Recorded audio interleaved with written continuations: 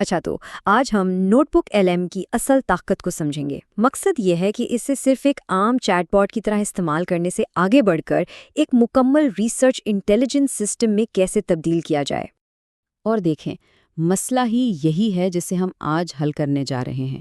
زیادہ تر لوگ اس ٹول کی صلاحیتوں کو پوری طرح استعمال ہی نہیں کر پاتے۔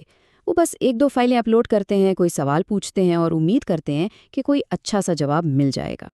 لیکن اس سلائیڈ پر اصل دلچسپ بات ان دونوں طریقوں کا فرق ہے۔ ایک طرف ہے عام استعمال اور دوسری طرف ہے پروفیشنل ورک فلو، جس میں خودکار سورسنگ، ذرائع کی گہری جانچ اور یہاں تک کہ ایسے تخلیقی طریقے شامل ہیں جو تحقیق کو فوراً سلائیڈ ڈیکس اور انفوگرافکس میں بدل دیتے ہیں۔ تو اس پورے عمل کو ہم ان 5 مراحل میں دیکھیں گے۔ پہلے دیکھیں گے کہ 99% لوگ کیا غلطی کرتے ہیں، پھر ایک مضبوط بنیاد کیسے بناتے ہیں، ٹول پر مکمل کنٹرول کیسے حاصل کرتے ہیں، صرف چیٹ سے آگے بڑھ کر مواد کیسے بناتے ہیں، اور آخر میں ان سب کو ملا کر ایک مکمل پروفیشنل ورک فلو کیسے تیار ہوتا ہے۔ تو سب سے پہلی اور سب سے اہم تبدیلی سوچ کی ہے۔ نوٹ بک ایل ایم کو صرف سوال جواب کا ایک ذریعہ سمجھنے کے بجائے اسے ایک مکمل اور مربوط نظام کے طور پر دیکھنا شروع کرنا ہوگا۔ اور یہیں پر آتی ہے وہ پہلی اہم ٹپ جسے اکثر لوگ نظر انداز کر دیتے ہیں۔ عام ریسرچ نوٹس بنانے کے بجائے ہر موضوع کے لیے الگ نوٹ بک بنائیں، جیسے اے آئی الائنمنٹ ریسرچ کے لیے ایک الگ نوٹ بک۔ یہ بات چھوٹی سی لگتی ہے، لیکن جب تمام ذرائع ایک ہی موضوع پر مرکوز ہوتے ہیں تو نوٹ بک ایل ایم کی کارکردگی حیران کن حد تک بہتر ہو جاتی ہے۔ چلیں اب پروفیشنل عمل کے پہلے قدم کی طرف بڑھتے ہیں۔ یاد رکھنے والی بات یہ ہے کہ اچھے ان پٹ کے بغیر اچھا آؤٹ پٹ نہیں مل سکتا۔ بہترین نتائج کی بنیاد ہمیشہ بہترین مواد پر ہوتی ہے۔ پروفیشنل سورسنگ کی بنیاد 2 چیزوں پر ہے۔ پہلا، ڈیپ ریسرچ کا فیچر جو خودکار طور پر درجنوں ذرائع تلاش کر کے لاتا ہے، اور دوسرا، ملٹی فارمیٹ حکمت عملی، یعنی PDF، ویڈیوز اور ویب سائٹس کو ملا کر ایک مکمل اور جامع تصویر بنانا۔ اور اب آتا ہے وہ قدم جسے تقریباً ہر کوئی نظر انداز کر دیتا ہے: ذرائع کی توثیق۔ اگر ذرائع پرانے یا غیر معتبر ہیں تو سارا کام ایک کمزور بنیاد پر کھڑا ہوگا، چاہے AI کتنا ہی طاقتور کیوں نہ ہو۔ تو توثیق کا پہلا قدم کیا ہے؟ AI سے کہیں کہ وہ بالکل اس سلائیڈ جیسا ایک ٹیبل بنا دے۔ اس سے ایک ہی نظر میں سب کچھ صاف ہو جاتا ہے۔ ذرائع کتنے نئے ہیں، کیا یہ اصل تحقیق ہے یا صرف کسی کی ذاتی رائے؟ یہ 3 قدموں کا فریم ورک پوری تصویر دکھا دیتا ہے۔ پہلا، جائزہ۔ دوسرا، AI سے پوچھیں کہ کون سے ذرائع سب سے زیادہ بااثر ہیں، اور تیسرا، سب سے اہم 5 ذرائع کے مرکزی نقطہ نظر کا خلاصہ مانگیں۔ یہ 5 منٹ کا عمل گھنٹوں کی غلط سمت میں محنت سے بچا سکتا ہے۔ ٹھیک ہے، جب ہمارے ذرائع پکے ہو گئے تو اگلا قدم ہے کانفیگریشن کا۔ یہاں ہم ڈیفالٹ سیٹنگز پر انحصار کرنے کے بجائے ٹول کو فعال طور پر اپنی ضرورت کے مطابق ڈھالتے ہیں۔ زیادہ تر لوگ ڈیفالٹ سیٹنگز استعمال کرتے ہیں اور پھر سوچتے ہیں کہ جوابات اتنے عام کیوں ہیں۔ اس کے بجائے سیٹنگز میں جائیں اور ایک کنورسیشنل گول یعنی بات چیت کا مقصد طے کریں۔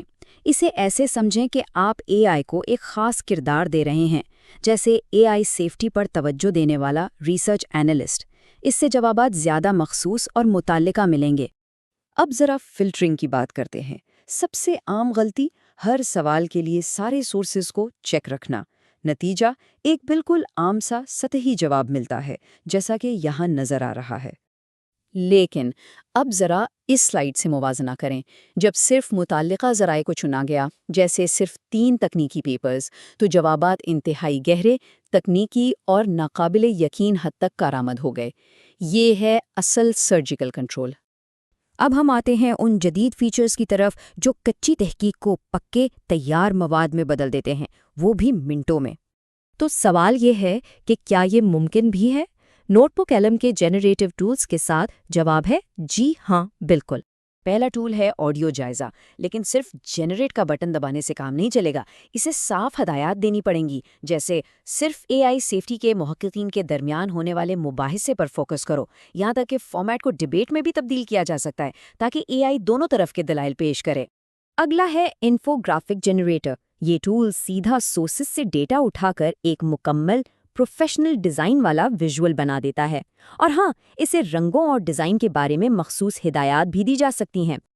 اور پھر ہے سلائیڈ ڈیک فیچر۔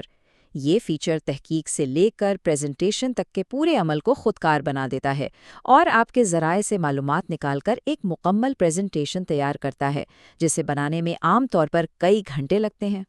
ٹھیک ہے، تو اب ان سب ٹکڑوں کو جوڑتے ہیں اور دیکھتے ہیں کہ ایک مکمل، منظم اور قابل عمل سسٹم کیسے بنتا ہے۔ تو یہ ہے مکمل پروفیشنل ورک فلو۔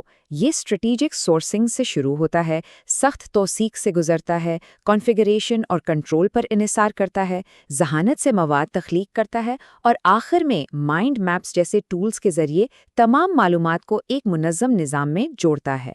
اصل جادو کسی ایک فیچر میں نہیں بلکہ اس پورے عمل کو اپنانے میں ہے۔ تو آخر میں سوال وہی ہے، اے آئی کی اصل طاقت ٹول میں نہیں بلکہ اسے استعمال کرنے والے کے ورک فلو میں ہے۔ کیا یہ صرف سوالوں کا جواب دے رہا ہے یا یہ ایک حقیقی انٹیلیجنس سسٹم کے طور پر کام کر رہا ہے؟ اس کا جواب ٹول میں نہیں، طریقہ کار میں ہے۔